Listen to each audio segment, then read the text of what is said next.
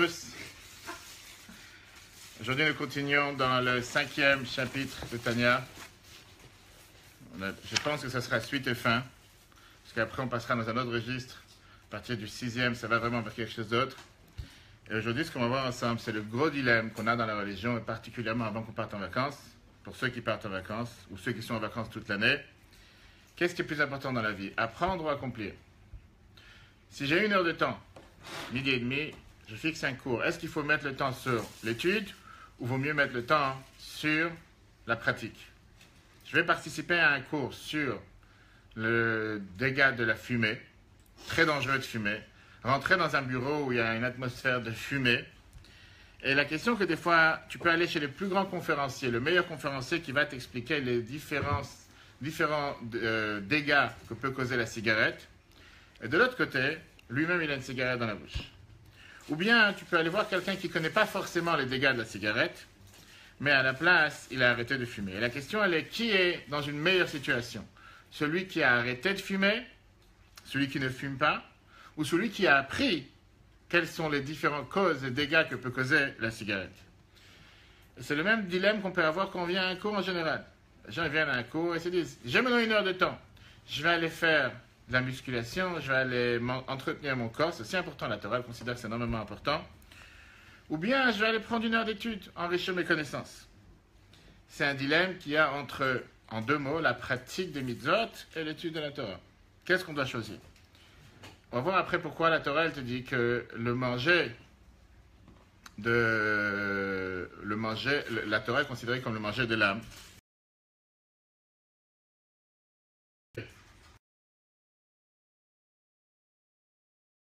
Pourquoi Torah Keneged Kulam, ça veut dire que l'étude de la Torah a une valeur beaucoup plus importante que tout le reste, tous les autres pratiques des mitzvot, etc. Ok. Comme l'a dit tout à l'heure, c'est un débat qu'on a en général dans le judaïsme. Pratique des mitzvot, étude de la Torah. L'étude, on le fait essentiellement avec la tête, alors que la pratique se fait avec toutes les parties du corps. La Torah et les mitzvot ne sont pas 2 choses contraires. Mais en règle générale, la Torah, elle vient nous expliquer comment faire les mitzvot. L'étude, c'est quoi l'étude de la Torah? C'est l'étude de la pratique des mitzvot. Comment faire les mitzvot?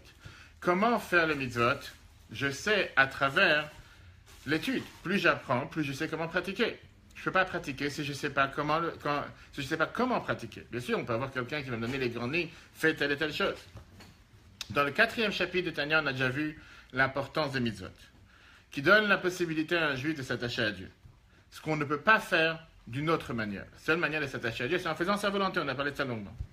On a vu aussi comment la sainteté divine enveloppe la personne à travers tous les mitzvot qu'on fait tout au long de la journée, depuis le lever du jour, depuis qu'on se lève le matin, jusqu'à ce qu'on va dormir à la fin de la journée. Dans le 5e chapitre, on a appris au départ l'importance de l'étude. Pourquoi mettre un accent sur l'étude et l'étude de la Torah particulièrement? Et on a vu comment par ça qu'on apprend la sagesse de Dieu, ça forme une personne. Je suis formaté en fonction de ce que j'apprends. J'apprends tel et tel sujet, automatiquement, je vis avec ce que j'apprends. Ça devient une partie de moi-même. Ça devient une partie intégrante de ma manière de réfléchir, ma manière de penser, etc. Maintenant, vient la question. Alors, on sait qu'est-ce qu'il faut pratiquer. On ne sait pas seulement qu'il faut pratiquer, mais on sait aussi qu'il faut, pas seulement pratiquer, mais qu'il faut apprendre. Alors, qu'est-ce que je fais maintenant? Quel est le plus important, apprendre ou pratiquer? Je veux dire, bien sûr que les 2 sont importants. Nous parlons de la tzaka. Apprendre les lois de la tzedaka dans la Gemara, dans les commentateurs, dans le code de loi juif, c'est magnifique.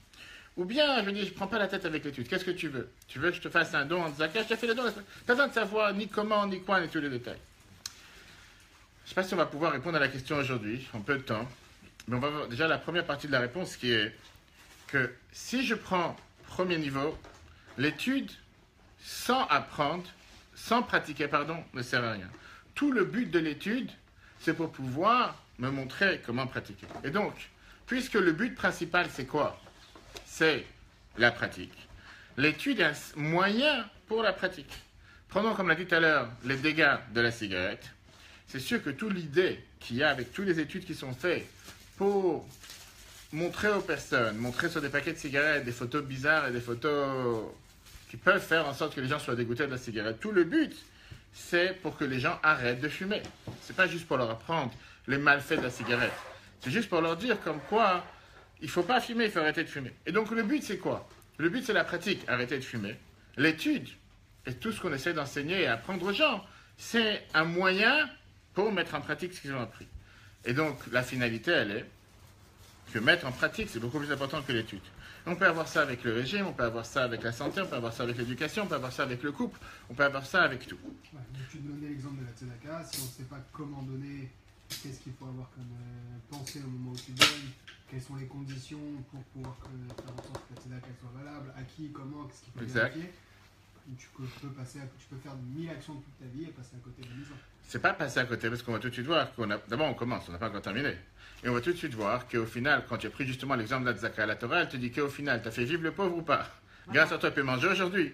Mais on n'est pas en train de voir comment faire au final. Aujourd'hui, on est tout dans l'instantané. Tu reçois un WhatsApp, tu dois répondre tout de suite. Mais des fois, tu as le droit de réfléchir avant de répondre. Prendre quelques minutes de plus, même si les gens ils sont impatients et que les gens ils disent faut que tu me donnes, faut tout de suite une réponse. Attends 2 secondes, tu peux réfléchir un instant. C'est pareil ici. On n'a pas encore fini, on vient à peine de commencer. Dans le judaïsme, l'étude, je parlais de toi. Dans les judaïsme, je dirais après comment il s'appelle. Dans le judaïsme, on voit que l'étude, c'est pour mettre en application. Par exemple, comme on l'a dit tout à l'heure, tu peux apprendre toute ta vie les lois de tzedaka, mais la finalité, où tu vas en arriver? À que la personne donne la tzedaka. Si quelqu'un il a appris pendant des années, des mois, des semaines, l'importance de donner la tzedaka, mais il ne donne pas la tzedaka, il rigole de soi-même. C'est comme s'il a perdu son temps. À quoi ça sert tout ce que tu as appris? Et c'est pour ça qu'on va voir comment, et là pour ça j'arrive à la suite, parce que monsieur était trop pressé, comment nos sages, dans différentes sources, ils viennent et ils te montrent l'importance de l'action plus que l'étude. La fameuse phrase qui est écrite dans les Maximes de nos pères, Pirkei Avot, chapitre 1, Mishnah 17, Lo Midrash Ikar El Ha'maaseh. L'essentiel n'est pas l'étude, mais l'action. Numéro 1. Le Midrash... On n'a pas fini encore, on est en train de voir les deux. Non, on n'a pas fini. Le Midrash Tanchuma vient et te dit la fameuse phrase, tout celui qui apprend et qui ne pratique pas, vaut mieux que le placenta dans lequel il est né se referme sur lui. Ça veut dire que ça ne servait à rien de venir sur terre. L'Agmara Ibamot, page 109, B, te dit la phrase suivante. Kol haomer ein lo el Torah, afilu Torah ein lo. Tout celui qui dit, moi je n'ai que la Torah, l'étude, moi j'adore l'étude, même l'étude il n'a pas. Donc, si l'étude ne t'amène pas à la pratique, c'est comme si tu n'as rien fait. Pirkei Avot, qu'on va dire ce Shabbat, chapitre 3, Mishnah 10, te dit la phrase suivante. Kol shechochmato meruba mimaasav. Tout celui que son étude est plus grande que ses actions, ein chochmato mitkayemet, son étude ne se maintiendra pas. Ça disparaîtra un jour ou l'autre. Si tu es seulement dans l'étude, prenons un docteur, un médecin. Si tu es seulement dans l'étude de la médecine, mais tu n'as jamais pratiqué, ton étude ne sert à rien. Si tu n'as jamais vu un corps, tu n'as jamais ouvert un estomac, tu n'as jamais ouvert un ventre, tu n'as jamais fait une opération concrète, tu n'as jamais fait un stage en bloc opératoire, tu as pu apprendre les plus grandes études, ça ne sert absolument à rien. Et le jour où tu devras pratiquer à distance de ton étude, tu ne sauras pas forcément quoi faire. C'est la même chose pour la rabbanout, pour un rab. Pour ça que combien de fois le rabbi conseillait à des personnes d'aller voir un rav. Il disait pas seulement d'aller voir un rav, mais d'avoir un rav qui est moré au rav et poël. Un rav qui enseigne et qui tranche la halakha concrètement. Parce que tu peux apprendre tout dans les livres, mais tu n'as jamais vu les choses concrètes, comment ils paraissent dans la vie de tous les jours. Tu peux être un génie dans l'étude, tu peux être un génie en connaissance, mais quand on te demande la fameuse débat qu'il y avait avec les bateaux Tsim, porte-conteneurs israéliens à l'époque, dans les premières années, je parle dans les années 50, le rabbi il a travaillé à Brooklyn Navy Yard, à la marine américaine à Brooklyn, il a travaillé dans l'ingénierie des bateaux. Donc il n'y avait pas seulement la connaissance halachique derrière, il y avait la connaissance technique. À part ce qu'il a appris à la Sorbonne et tout ça. Et qu'une fois, il a dû débattre avec certains grands rabbins en Amérique, en Israël, qui lui ont dit qu'eux, ils décident que ces bateaux, ils ne fonctionnent pas Shabbat, même s'ils sont fonctionnés par des Juifs, c'est pas une profanation de Shabbat, etc. Il y a des très belles lettres que la Bible a écrites dans les années 40, comme quoi je parle en connaissance de pratiques concrètes, comment fonctionne l'ingénierie d'un bateau. Dans les époques, je ne sais pas si c'est là, c'est sûr que ce n'est pas la même chose aujourd'hui. Et comment c'est du point de vue halachique. Vous, peut-être, vous parlez du point de vue halachique. C'est vrai que dans les livres, tout fonctionne. Mais quand vous avez vu comment fonctionne l'ingénierie par derrière, vous aurez parlé différemment. Et pareil, c'était le même débat qu'il y a eu avec les micros dans les synagogues pendant Shabbat, que certains disaient qu'il n'y a pas de... Bref, je ne rentre pas maintenant dans les détails, ce n'est pas le sujet. Comme quoi, tu dois forcément avoir une maîtrise des détails techniques et savoir qu'est-ce qui se passe. Ce n'est pas juste savoir avoir dans les livres. Donc ça, c'est un premier abord, premier aspect, ce qui nous paraît l'essentiel est l'étude, parce que l'étude, c'est pour l'action. S'il n'y a pas l'étude, ça marche même pas 19. S'il n'y a pas l'étude, exactement. Non, mais il a mis le chauffage. L'étude, c'est pour l'action. Il vaut mieux ouvrir la fenêtre. Deuxième abord, De l'autre côté, il y a un avantage dans l'étude des lois de tzaka à la place de donner la tzaka. Par exemple, quelqu'un va te dire que tu peux voir quelqu'un pratiquer quelque chose, pas forcément ça va te donner l'envie de vouloir le faire. Tu peux apprendre les bienfaits de la chose, là ça va te donner... Tu peux voir quelqu'un qui fait de la musculation en train de transpirer, tu ne laisses pas tranquille, il perd son temps. Quelqu'un va t'expliquer c'est quoi l'importance d'aller dans une salle de musculation, une salle de sport pour entretenir son corps et tu vois le bienfait que ça fait pour le corps. Là tu dis ça valait la peine. C'est pas seulement par rapport à une salle de sport ou quoi que ce soit, parce que la Torah elle te dit quand tu fais une mitzvah, tu fais la volonté de Dieu sur terre. Et ça devient un lien entre toi et Dieu. Le fait d'avoir fait une simple mitzvah, tu t'es attaché avec Dieu. Très bien. Mais sur le long terme, tu n'as pas changé. Les gens te disent qu'est-ce que tu gagnes d'aller mettre des tefilines à un juif une minute? Un instant, tu l'attrapais dans la rue, en plein repas, en plein de fête, mets les tefilines. Qu'est-ce que tu as gagné? C'est indéniable le lien que tu as créé, que cette personne a fait avec Dieu, par ça qu'il a mis les tefilines, par ça qu'il a fait une mitzvah, qu'il n'avait pas avant. Ça, on ne discute pas. Mais est-ce que sur le long terme, la personne a changé? Est-ce que ça a fait en sorte que demain, il va vouloir mettre cette tefilin? Est-ce que ça a fait en sorte qu'il a compris la valeur de qu'est-ce qu'il est en train de faire et pour ça, il va décider de le mettre? Ou bien non? Le fait d'avoir fait une mitzvah, ça n'a pas changé la personne en profondeur.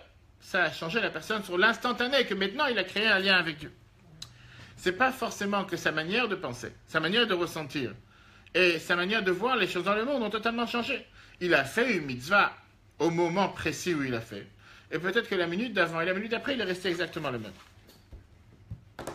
Quand tu commences à apprendre les lois des tefilines, et tu commences à apprendre les détails, les secrets des tefilines, le but pourquoi tu mets les tefilines, tu deviens totalement une personne différente. Tu te dis que je ne peux pas vivre aujourd'hui sans mettre les tefilines. Je ne peux pas commencer la journée sans commencer à mettre les tefilines. Et on a ça, pas seulement dans les mitzvot, mais on a ça dans l'étude de la Torah même. Si quelqu'un s'identifie avec ce qu'il apprend, ça devient une partie de lui. C'est pour ça que c'est énormément important ce que la Torah nous dit, qu'un homme, une personne, c'est important qu'il apprend B'makom chez Libor Chafetz, dans ce qu'il désire. La Torah, il y a toute une panoplie de choses. Si quelqu'un, il apprend quelque chose, et il n'a aucun plaisir dans ce qu'il apprend, à la rigueur, il apprend parce qu'il est forcé, parce que le rabbin lui a dit, il faut qu'il vienne à un cours, mais il se dit, mais je m'ennuie à entendre ce cours, ça m'apprend absolument rien, comme certaines personnes, public présent exclu. À ce moment-là, exactement, à ce moment-là, la personne, elle se dit, bon, j'apprends, mais ça n'a pas changé, ça ne va rien lui apprendre en lui-même. Par contre, quand quelqu'un, il apprend quelque chose il a un vrai désir, il a un vrai plaisir, ça l'épanouit, ça. C'est tout à fait, il vit avec ce qu'il apprend. Vous pensez que les gens qui mettent les tefs le matin, ils les mettent pas par habitude parce qu'on a toujours fait comme ça? Alors, il y a des gens qu'à force de les avoir mis, ils le font maintenant, c'est comme devenu une machine, c'est devenu comme du robotisme. Et c'est ce que la Torah lui dit, qu'on n'a pas le droit de le faire comme robotisme. Encore une fois, on ne pourra pas lui enlever le fait qu'il a mis les tefilines. Non, c'est la Mais mitzvah. il les a fait. Mais de l'autre côté, il doit quand même s'imprégner et approfondir pourquoi il aimait, qu'est-ce qu'il cherche avec. C'est bien d'avoir mis les tefilines, mais c'est beaucoup mieux quand tu le fais et tu comprends ce que tu fais, tu as un sens de ce que tu es en train de faire. Et donc, je vous pose la question, mais je pense que je connais la réponse. Ça veut dire qu'il y a des gens, quand ils mettent les tefs, ils ressentent quelque chose. 100%. D'accord. Oui, 100%.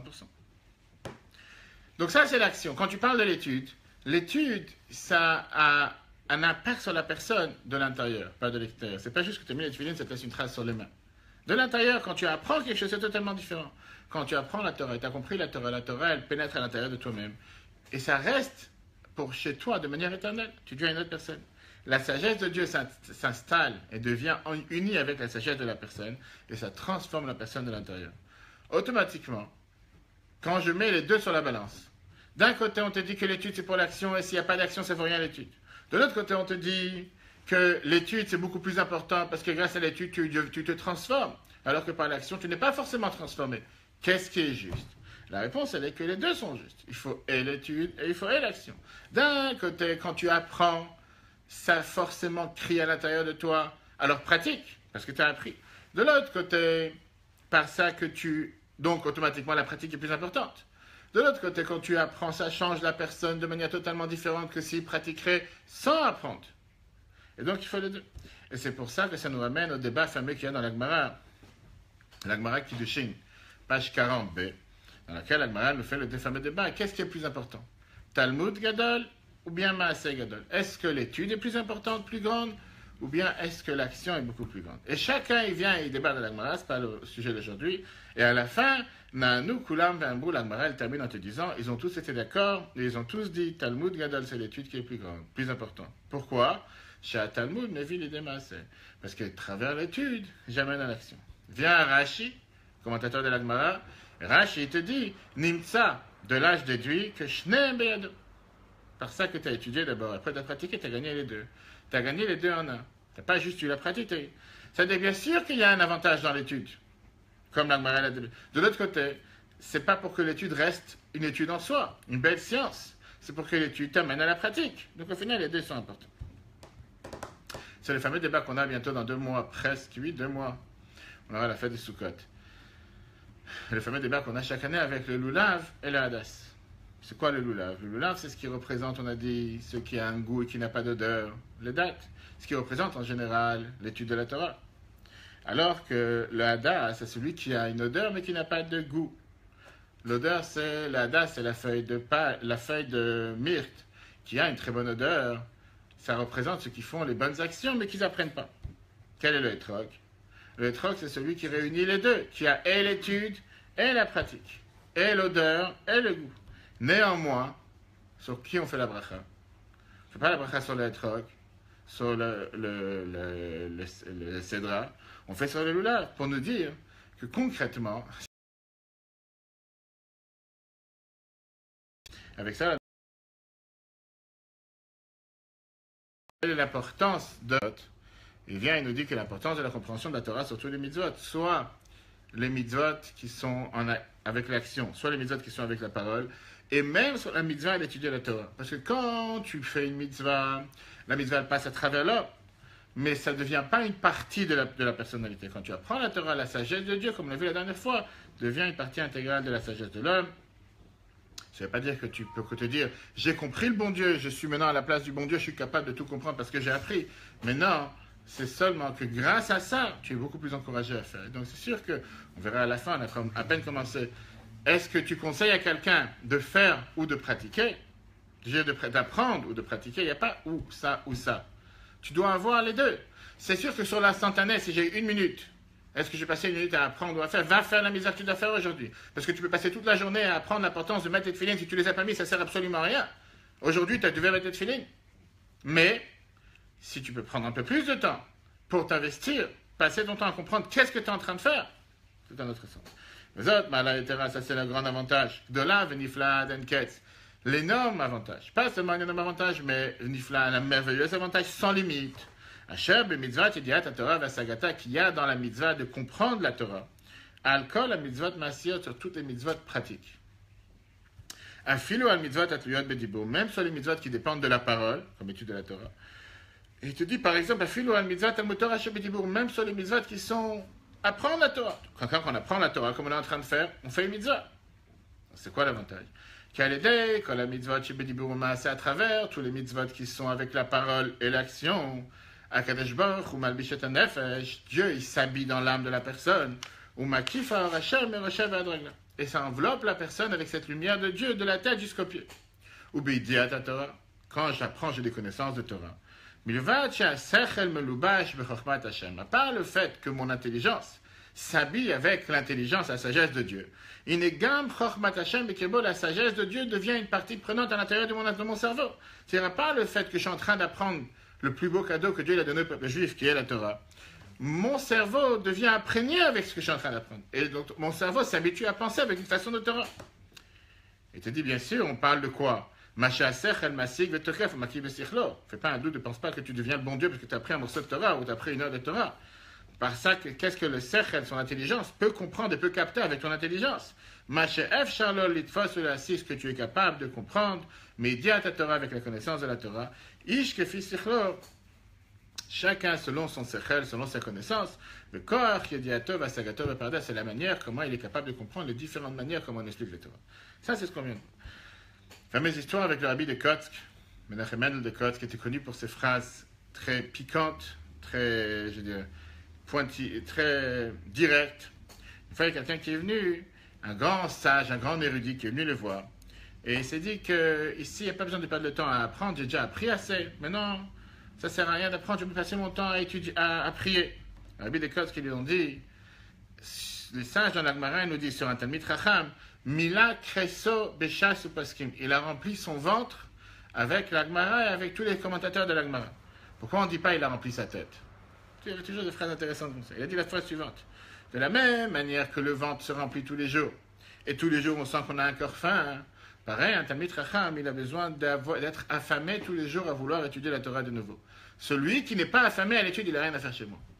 Si tu penses un instant que j'ai déjà tout appris, je n'ai plus rien à en apprendre, c'est ce qu'on appelle en bon terme, en 2017, mise à jour. Formation. Quelqu'un qui pense un instant qu'il a déjà tout appris, sur n'importe quel domaine, il est déjà parfait sur quoi que ce soit, il vaut mieux qu'il change de planète. Dieu, par excellence, ne nous a pas créés parfaits. Ça n'existe pas un être parfait sur terre. Les tzadikim, on n'est pas les tzadikim, même si c'est écrit dans la Mishnah, Amer Kulam tzadikim, nous sommes tous des tzadikim. Néanmoins, on est des tzadikim à minima, comme on va dire. Et alors, on est des potentiels tzadikim. Dans les tzadikim en devenir, on est capable de devenir. Mais on a un devoir de se faire une mise à jour sur tout. Sur une étude profane, sur la médecine, sur un logiciel, sur un ordinateur, sur une entreprise, sur l'étude de la Torah, sur la halakha. Tout doit être... Ça ne veut pas dire qu'on change la halakha.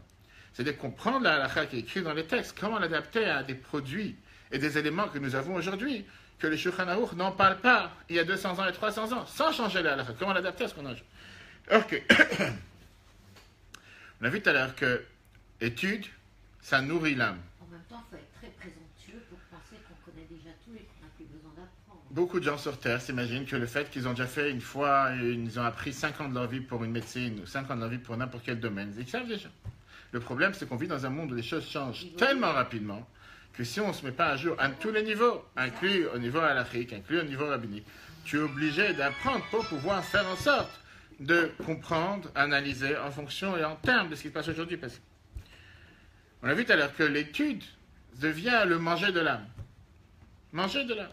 Quel rapport avec l'étude et manger? L'étude, ça remplit le cerveau. L'étude, c'est pas l'âme. Pour ça, il faut comprendre qu'est-ce qu'il y a de particulier quand on mange. Aujourd'hui, on fait très attention à manger, comme on dit, de manière, en faisant attention à ce qu'on, de manière pas saine, que ce soit bien pour la santé, sans colorant, sans calories, sans sucre, sans gluten pour certains, sans rien de moi. Après, c'est que du vent. Quelqu'un m'a écrit la semaine dernière que comme il a un problème avec le fromage, alors il a fait un gâteau au fromage de soja, avec une boisson au soja, bref, il avait tout. Et j'ai dit, tu penses que qu'est-ce que tu as mangé, c'est considéré bon pour la santé? Parce que tu n'as pas mangé le fromage. Il a fait tout au soja, en deux mots, tout de manière déformée. Et au moins, il est content, il mange quelque chose de bien. C'est mieux que de manger du camembert à 30% de matière grasse. Là, j'ai mangé quelque chose de bon produit. On dit c'est tellement destitué, c'est tellement déformaté de ce qui pourrait être un produit normal, que tout ce qui manque, c'est tellement chimique. Mais au moins, il est content. Au moins, c'est pas écrit dessus 30% de matière grasse, c'est pas écrit du sel. Au moins, j'ai mangé quelque chose de bien. Ok. S'il est convaincu, pourquoi pas? Si ça marche, il a acheté. Aujourd'hui, tu n'as pas un produit, tu vas dans le supermarché, tu n'as pas un produit qui ne vante pas ses qualités nutritionnelles à base de blé complet, que du blé complet. On ne te dit pas tout ce qu'il y a dedans. Quand tu commences à regarder les petites lettres, on te dit qu'il y a du riz, il y a de l'eau, il y a du sucre. Mais en grand, c'est écrit avec un grand pourcentage de blé complet. Nous sommes les meilleurs en complet. Magnifique. C'est la première chose que la personne elle voit. On t'a vendu que c'est du blé complet. Qui ne va pas sauter dessus? Tout le monde va sauter dessus. C'est du blé complet. Tu commences à regarder à l'intérieur, on t'a dit qu'il y avait 20% de blé complet, 60% de riz, 20% de je ne sais pas quoi d'autre. Je te dis, moi dans ma vie, je pensais manger du riz. Je pensais manger des céréales pour mes enfants, que je suis passé à acheter du riz. Mais on t'a dit que c'est du blé, on dit que c'est le céréal complet. Qu'est-ce qu'on va savoir regarder les petites lettres? Et pareil dans tout le reste. Puisque tu as une grande fraise, ou tu as 3 fraises sur la boîte, on te dit que c'est des céréales avec du fruit. Ah, va t'imaginer que ni la fraise s'est approchée du céréal, ni le céréal s'est approché à la fraise. Pourquoi on t'a mis une fraise sur la boîte? Parce qu'on t'a donné un colorant de fraise qui est fabriqué en Chine, on va savoir quelle usine, qui te donne exactement le même goût que la fraise. Et avec ça, on t'a mis 3 grosses fraises sur la boîte, et la première chose qu'un parent, il voit, ou qu'un adulte, il voit des fraises sur la boîte. Il s'est dit, je vois les fraises sur la boîte, c'est magnifique, j'ai mangé des fraises ce matin. Je n'ai pas mangé des céréales, pas mangé du sucre, j'ai mangé des fraises. Comme ça, on est convaincu. Okay.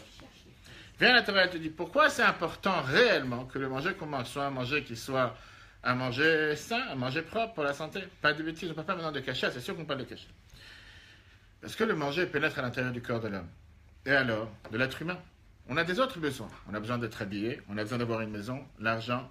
Mais tous ces besoins, ce sont des besoins extérieurs. Ce ne sont pas des besoins qui changent la personne. Alors que quand tu parles de manger, c'est la seule chose qui rentre et qui pénètre à l'intérieur de la personne. Alors c'est vrai qu'après le corps, par la sagesse que Dieu a fait pour créer cette machine, avec tellement de cellules, avec tellement de vaisseaux, avec tellement de différents moyens, qui est capable de pouvoir détecter qu'est-ce qui est bon pour le corps, qu'est-ce qu'il faut rejeter, qu'est-ce qu'il faut sortir. On voit clairement qu'un enfant grandit sur le manger qu'il a mangé. Clairement. N'importe quel être humain sur Terre, grâce au manger qu'il a mangé, il grandit. Le manger devient une partie du corps.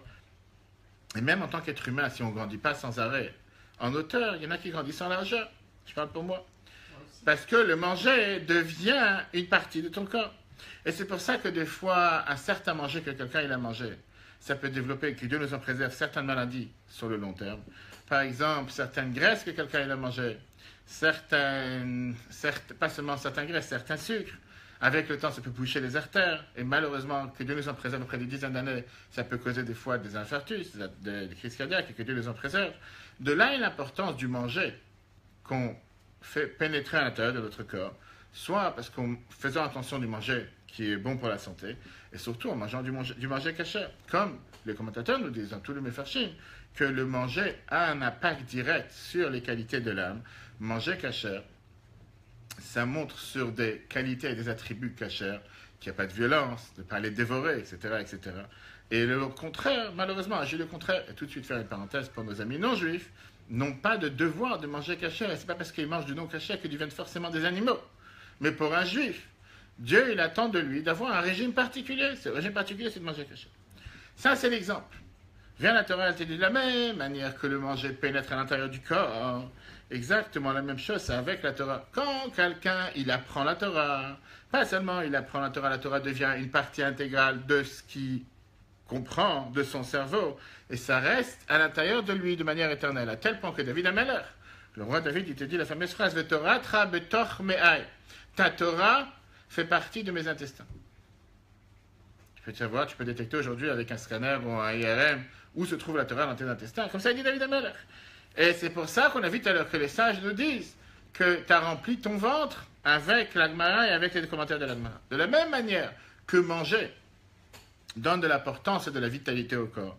Et tu as besoin de manger chaque jour.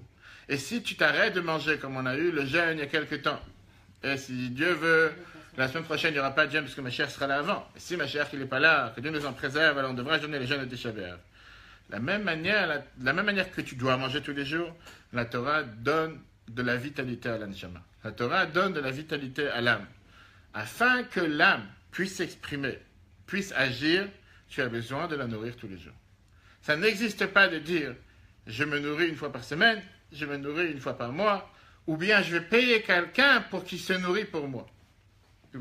Certaines personnes ils se disent moi j'ai pas le temps d'apprendre. Je donne de l'argent à quelqu'un, lui va apprendre pour moi, je le paye pour moi. Donne-lui de l'argent pour manger pour toi. Dis-lui va dans tel restaurant 3 fois par jour, mange pour moi. Quand tu penses, quand tu achètes à manger, pense à moi. Et peut-être tu vas le faire. Il y en a qui seront très contents de le faire. Mais toi tu ne seras pas rassasié grâce à ça. Toi tu n'auras rien changé. Et la Torah elle te dit que si tu arrêtes un instant d'étudier, la force de l'anshama se détériore. Et automatiquement, elle ne peut plus se renforcer sur l'âme animale. Et c'est le combat quotidien qu'on a dans la vie de tous les jours. On a ce débat entre nous, entre le mauvais penchant et le bon penchant. De la même manière que tu donnes des vitamines et tu donnes des forces au mauvais penchant, le corps, pas forcément le corps représente le mauvais penchant, mais toute la partie matérielle, tu dois aussi renforcer et donner des forces à ta partie spirituelle. Et si tu ne le fais pas, tout bête, comme on dit, tu ne vas pas le faire, c'est pas grave, il y aura un décalage entre les deux. Ton âme animale, ton corps, va être renforcé, va avoir toutes les forces nécessaires pour pouvoir affronter le monde. Ton âme, elle n'aura pas eu sa dose de vitamine aujourd'hui, elle n'aura pas eu sa dose de sagesse. Et donc, elle ne pourra pas forcément se battre avec la même chaleur et avec la même force, avec la même vitalité que l'âme animale. Ok. Mais la Noazakat va beaucoup plus loin. Ce n'est pas juste un rapport entre les deux général. J'ai dit que même dans les détails de comment fonctionne le manger dans le corps, il y a 3 grandes étapes, exactement les mêmes détails qu'on retrouve dans la Torah. Comment on mange? Mastication, digestion. Première chose, d'abord il faut faire entrer le manger dans la bouche. Que Dieu nous en préserve, quand on va dans les hôpitaux, des fois on voit des personnes qui ne peuvent pas manger par la bouche, on le fait passer par un tube. Mais en général par la bouche. Après ça, comme tu as dit, monsieur le grand rabbin, mastication. Parce que par ça que tu commences à mâcher comment on appelle ça, à broyer le manger avec tes dents, le couper en morceaux. Après ça, tu peux l'avaler. Et après ça, il y a la troisième étape qui est la digestion. Bravo. Une fois que la digestion commence à passer dans l'estomac, c'est quelque chose qui prend beaucoup plus de temps. À la fin de la digestion, qu'est-ce qui se passe?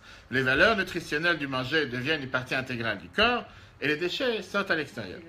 Bien, la Torah, elle te dit que dans l'étude de la Torah, on a exactement les trois choses. Premièrement, savoir qu'est-ce que j'apprends. Quelle est la matière? Qu'est-ce que je vais apprendre? Ou par ça que j'apprends dans un livre moi-même, ou j'écoute un cours.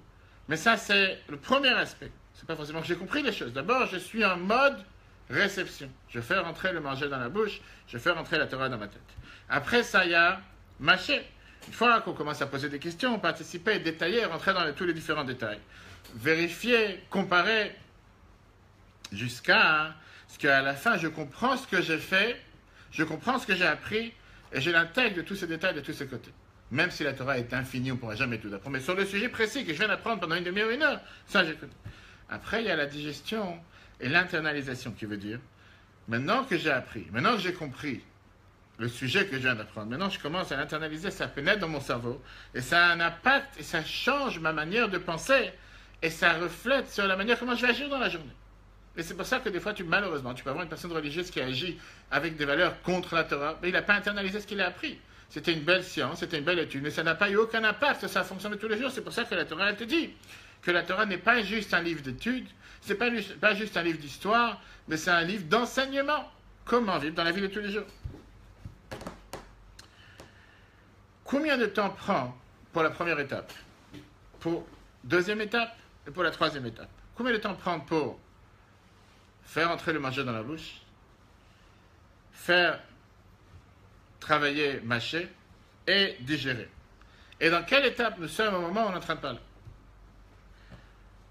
Aujourd'hui, tu as des gens qui font le bypass, le sleeve, très à la mode. Je ne suis pas en train de parler s'il faut le faire ou pas.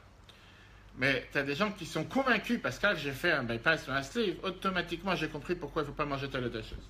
Ah, demain, ils vont prendre tout ce qu'ils mangeaient avant en forme de glace, en forme de liquide. Ils vont manger des choses qu'ils n'ont jamais mangées avant. Mais j'ai fait un régime. J'ai descendu 50 kilos. Magnifique. Liquide.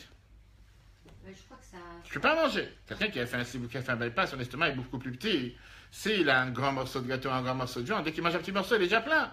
En liquide, tu passes à travers. Ce qu'on s'imagine. Bien, la Torah te dit que quand tu apprends, première des choses, j'ai choisi d'apprendre, je mets le manger dans la bouche. C'est vrai que pour mâcher, ça prend beaucoup plus de temps. Ça peut se passer pendant le cours. Quelqu'un y réfléchit, c'est intéressant ce que je viens d'entendre. Est-ce que l'orateur, il est intéressant? Est-ce que le conférencier, il est intéressant? On voit dans les cours. Combien de cours je donne que des fois, tu sais que tu rentres dans un cours et devant toi, tu as des gens que dans 5 minutes, tu sais qu'ils vont s'endormir. Il y en a qui font exprès de ne pas s'endormir parce que c'est pas beau, quelqu'un est en train de parler, il faut que tu sois réveillé. Mais leur cerveau, il n'est plus là. Ou il n'a jamais été là. Il y en a. Je ne parle pas de ceux qui sont ici, mais ça arrive. Digérer, ça c'est déjà la partie qui vient beaucoup après. Pourquoi ça vient après? Des fois, ça peut passer des jours, des semaines, des mois, et des fois des années, des fois des générations. Des fois des choses que quelqu'un a entendu, on a vu dans la paracha de cette semaine, une parenthèse. Pourquoi le peuple juif, Moshe dit qu'il aurait pu faire le voyage en 11 jours, entre sortie d'Égypte et arrivée en Israël. Ça a duré 40 ans à la place de 11 jours. On a été punis.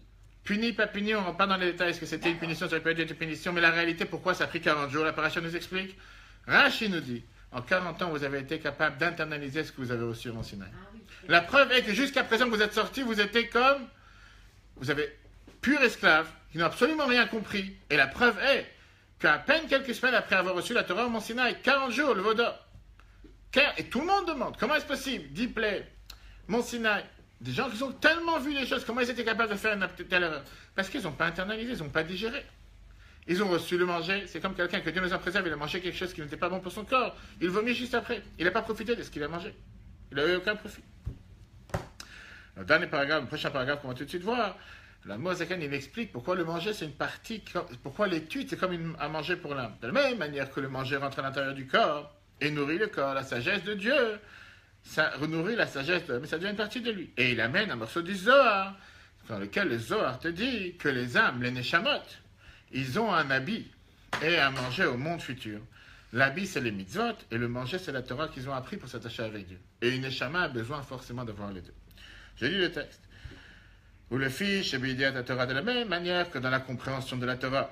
La Torah, la Torah, elle se bille dans l'âme de l'homme et dans sa tête. Ou moukef et betocham, elle enveloppe. La reine, c'est pour ça que la Torah, elle a appelé l'echem mazon nefesh. C'est pour ça que la Torah, elle a appelé le pain et le manger de l'homme. Kikmo, shalech, magashmi, de la même manière que le pain matériel, zan et tagouf, il nourrit le corps. Quand je fais rentrer ce manger à l'intérieur de moi, venez, farsham, liadam basa qui il se transforme en tant que chair et sang dans ma chair. Et seulement grâce à ça, je suis capable de vivre et de me maintenir.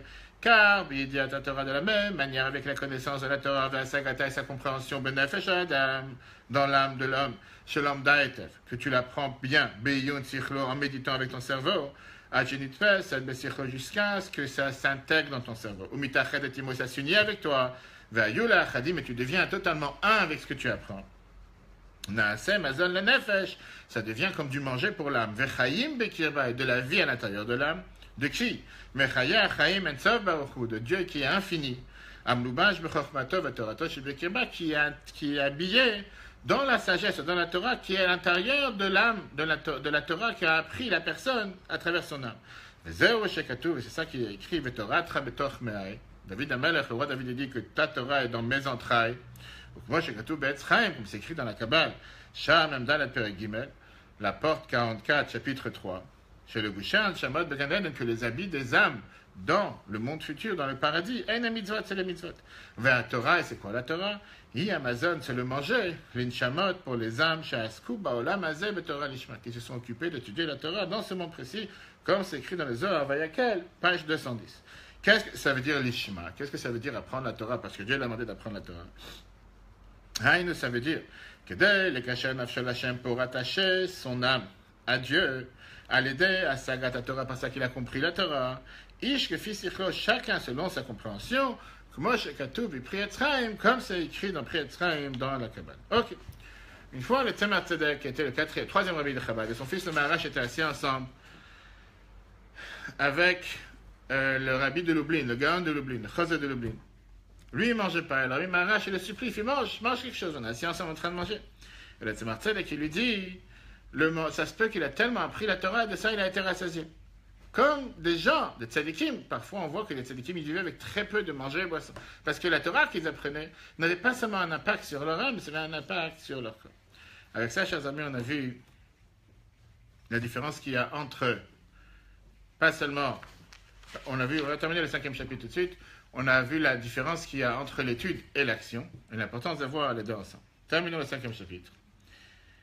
On vient de voir ici un morceau de la Kabbale qui nous dit que les habits de Neshama dans le Gan Eden, dans le paradis, ce sont les mitzvot, et la Torah, c'est le manger pour les âmes qui ont appris la Torah ici. Qu'est-ce que ça veut dire que la Neshama, dans le paradis, a besoin d'avoir des habits et du manger? C'est très spirituel, c'est très beau, mais concrètement, qu'est-ce que ça veut dire? Vient la Kabbale.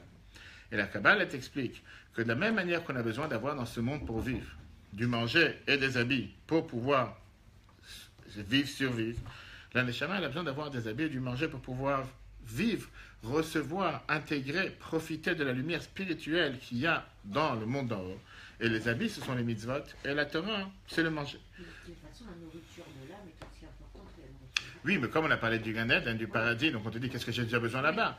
Puisque là-bas, tu as des grandes lumières, tu ne peux pas aller maintenant à la plage sans mettre de crème solaire, sans mettre de lunettes de soleil pour ceux qui vont à la plage, parce que si tu risques d'être brûlé, tu dois te protéger là-bas, il y a une grande lumière divine qui est présente. Pour pouvoir en profiter, tu dois avoir des habits et tu dois avoir aussi du manger.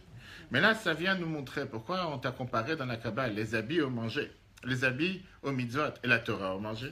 Ça te montre encore une fois l'avantage qu'il y a sur l'étude de la Torah, sur la pratique des mitzvot. Les habits sont extérieurs, superficiels, pénètrent pas à l'intérieur de l'humain, alors que le manger, ça pénètre à l'intérieur de l'humain. Pas seulement ça pénètre, ça devient une partie de la personne. Et on revient à ce qu'on a dit tout à l'heure avec la différence entre la Torah et les mitzvot, que les mitzvot sont considérés des simples habits. Ça veut dire que pendant que je fais quelque chose de concret, je reçois cette émanation de Dieu, cette divinité à travers la mitzvah que j'ai fait. Mais ça ne m'a pas transformé, ça ne m'a pas changé. Alors que la Torah, qui est du manger, ça transforme la personne par son intérieur. Ça, c'est la raison pourquoi les Chachamim nous disent que Talmud Torah, Kenegat Kulam, comme on l'a vu tout à l'heure, qui veut dire que l'essence simple, c'est quoi? C'est que l'étude m'amène à l'action. Et je ne peux pas faire les mitzvahs sans apprendre. C'est pour ça que l'étude, ça vaut comme toutes les mitzvot, toutes les actions. Vient le chassidut, basé sur la Kabbale, elle te dit que pas seulement que l'étude t'amène à faire les mitzvot, mais qu'à travers l'étude, il y a aussi déjà la qualité des mitzvot. Parce que l'étude est considérée du manger. La chokhma, la sagesse, s'intègre et s'installe à l'intérieur de l'être humain. De l'autre côté, c'est considéré aussi un habit, parce que par l'étude, je fais la mitzvah. Et donc, c'est pour ça qu'il était dit que l'étude, ça voulait dire ensemble. Regardons le texte et après le résumé. Vamazan le mangeait, Iprinat toponimi, c'est considéré une lumière interne pour l'âme, va le vushim et les habits, Prinat makifim, c'est du superficiel. Ça enveloppe, mais pas l'extérieur. La reine Amrou Razal, c'est pour ça que nos sages ont dit, chez Talmud Torah, Shakul Kenegat Kol mitzvot, que l'étude de la Torah, ça équivaut à toutes les mitzvot. Pourquoi? Le fiche à mitzvot, en le vushim levat.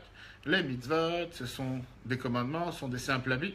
La Torah, par contre, la Torah, imazon vegam le vush, anaf Hashem askadat. La Torah, c'est du manger et un habit pour l'âme qui réfléchit. Chez Mitlabeshba, qui sait bien à l'intérieur d'elle, Beyuna Venimouda, par ça que tu étudies. Vechol Shekan a plus forte raison que chez Motsi, quand tu sors l'étude de la Torah, Bepiv de Dibour, avec ta bouche. Chez Hevel à Dibour, que le vent, la bouche, la parole qui sort de ta bouche, n'a assez prénatal marqué, ça vient de lumière. C'est d'énergie solaire que tu es en train de jaillir, par ça que tu dis les paroles de Torah, tu es en train de faire cette énergie à travers tout. Avec ça, chers amis, on a terminé le 5e chapitre, mais on ne peut pas terminer sans faire un résumé des 5 premiers chapitres. Rapide.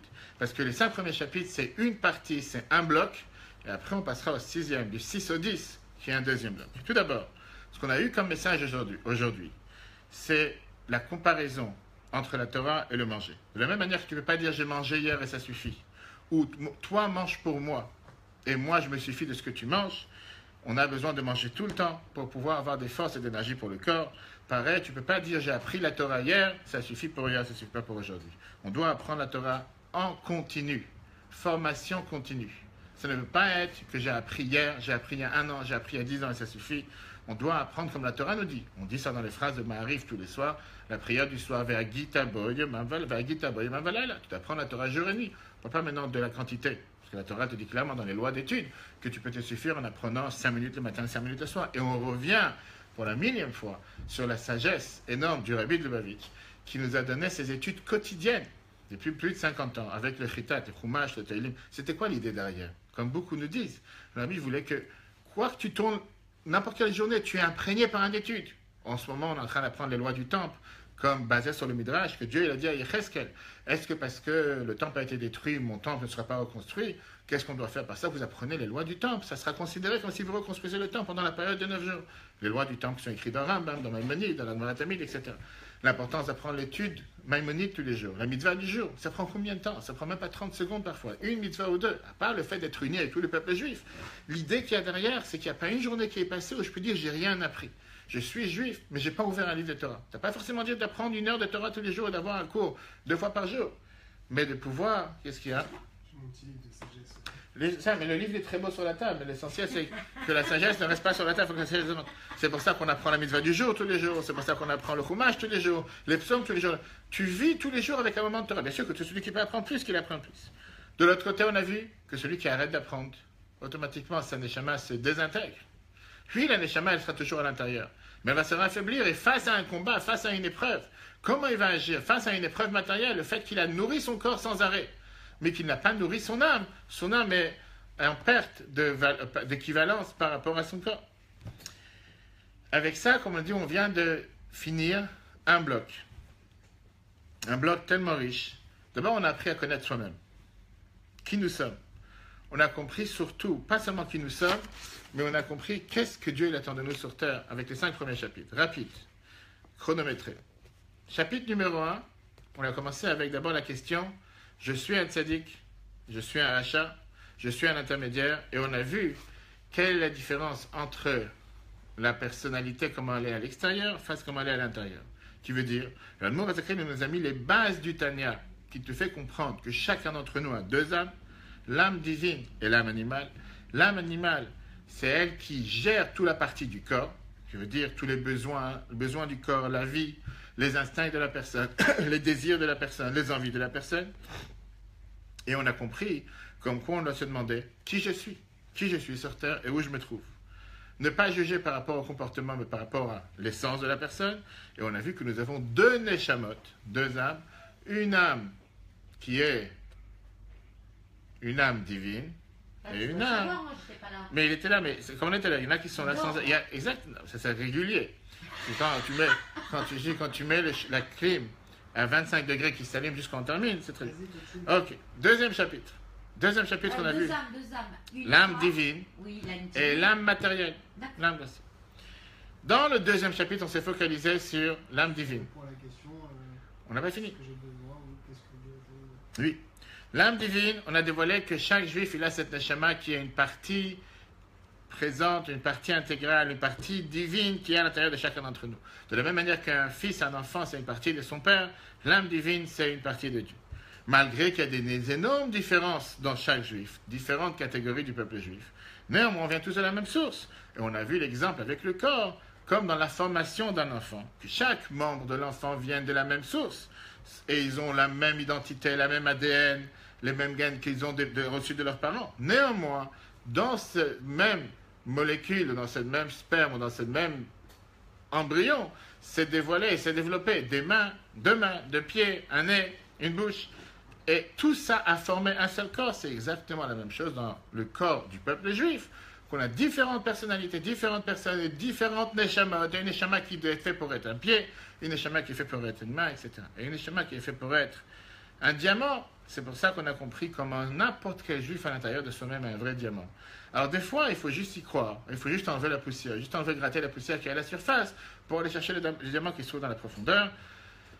Par quoi s'exprime l'âme divine? La fin du deuxième chapitre nous a montré qu'elle s'exprime par ça qu'on sait se contrôler, surpasser l'abnégation de soi et la foi.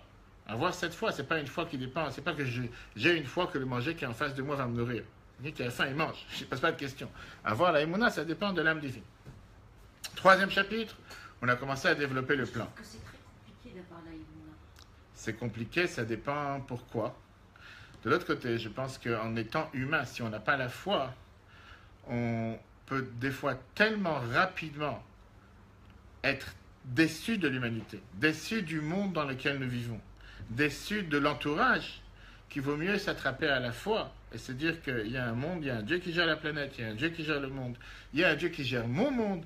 Et Dieu m'a donné une mission sur terre et à moi de s'assurer de faire le meilleur avec les qualités et les forces qu'il m'a données, comme il a donné à chaque être humain sur terre, et de pouvoir faire le maximum. Si je n'ai pas cette foi, et si je considère que je suis arrivé ici par accident, pas un bing bang qui a fait en sorte que mon grand-père était un singe ou un gorille, etc., etc., le résumé est que j'aurais certainement l'air d'un gorille. J'ai toujours raconté, une fois je suis parti à un zoo à Thoiry, amener les enfants il y a quelques années, il y avait un groupe de 200 touristes qui venaient d'un certain pays, après je vous dirai d'où. Et le guide des 200 touristes, il s'approche de la grande cage où il y a des centaines de singes et il leur dit à voix haute, venez voir qui sont nos ancêtres. Ok. Moi, j'ai aucun problème. Aujourd'hui, tu peux prendre un selfie avec tes ancêtres, il n'y a aucun problème. Il y a des gens qui vivent avec des gorilles chez eux à la maison, ils sont très contents. J'ai aucun problème. Pourquoi pas? Que Dieu fasse que... Il y en a... Moi, ça ne me dérange pas. Mais personnellement, je ne pense pas que j'irai dire à mes enfants que mes ancêtres sont des singes. Et si quelqu'un il y croit, pourquoi? Revenons au troisième chapitre. Les 10 forces de l'âme. Les 10 forces de l'âme, on a vu que c'est la chokhma qui est la sagesse, bina qui est la manière de développer la sagesse, dad qui est comment intérioriser, bref, on va revoir les 10. On a compris que l'étude n'est pas suffisante, il faut intérioriser l'étude, il faut la ressentir à l'intérieur de soi-même. Donc, quatrième chapitre, on a appris justement les différents habits que Dieu a donnés à chacun d'entre nous, qui sont les moyens d'exprimer l'âme avec la pensée, parole et action. Alors que la sagesse fait partie intégrale de l'âme, les moyens, les habits que Dieu nous a donnés pour s'exprimer, pour agir, sont totalement différents, ce qui ne veut pas dire que ça reflète la personne en réel, puisque je peux très bien prendre tel habit aujourd'hui et me faire passer pour un riche, demain prendre tel habit et me faire passer pour un pauvre. Je peux prendre tel habit et agir avec rigueur, je peux prendre tel habit et agir avec bonté, ce qui ne veut pas dire que je suis quelqu'un de bien ou quelqu'un de mauvais. Mais on a vu que sans ces habits-là, je ne pourrais jamais faire ce que Dieu attend de moi, parce que c'est à travers les habits que je peux faire les mitzvot. Et c'est comme ça que je m'attache à Dieu. Donc, ce qu'on avait compris dans le quatrième chapitre, c'est que c'est difficile de gérer les sentiments. C'est beaucoup plus facile de gérer les habits avec lesquels j'utilise mes sentiments. Le seul moyen de s'attacher à Dieu par l'étude de la Torah, est la Torah qui est considérée une Torah de vie. On doit la trouver dans chaque élément, dans chaque chose qu'on fait dans la vie. Et enfin, le cinquième chapitre, on a vu longuement l'importance de l'étude de la Torah, que par ça que j'apprends la Torah, ça forme la personne, comme du manger qui forme et qui transforme le corps. Et ça, c'est la qualité de l'étude sur l'action, ce qu'on a vu aujourd'hui, comment l'étude a un impact sur la personne. Pourquoi c'est important de faire attention à qu'est-ce qu'on apprend, de ne pas apprendre ce qu'on appelle les études profanes, qui des fois peuvent faire amener des gens à se poser des questions et des doutes dans l'existence de Dieu, quoi que ce soit. De la même manière qu'il faut apprendre chaque jour, il faut aussi manger chaque jour, il faut aussi apprendre chaque jour. Et avec ça, comme on a dit, on a terminé ce qui est le plan idéal, le plan de l'âme humaine. Point numéro 1.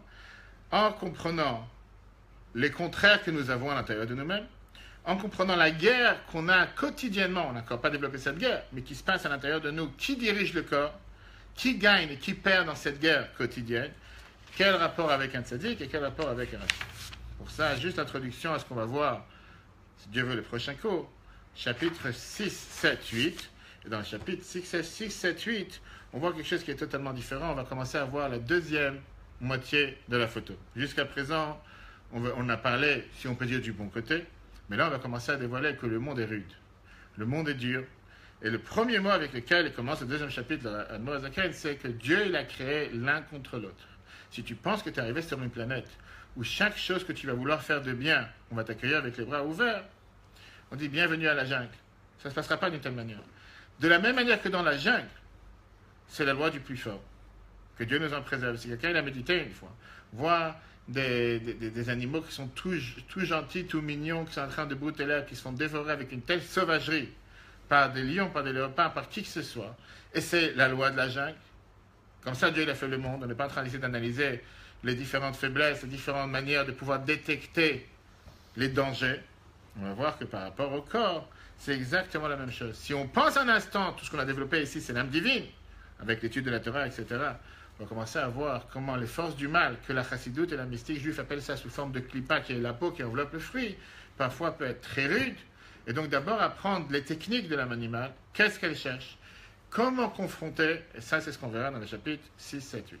Que Dieu vous bénisse, très bonne journée à tous, et à la semaine prochaine, ce soir 21h, un très beau cours sur l'harmonie du couple, basé sur les réponses du Rabbi. Conseille vivement à tout le monde de nous joindre.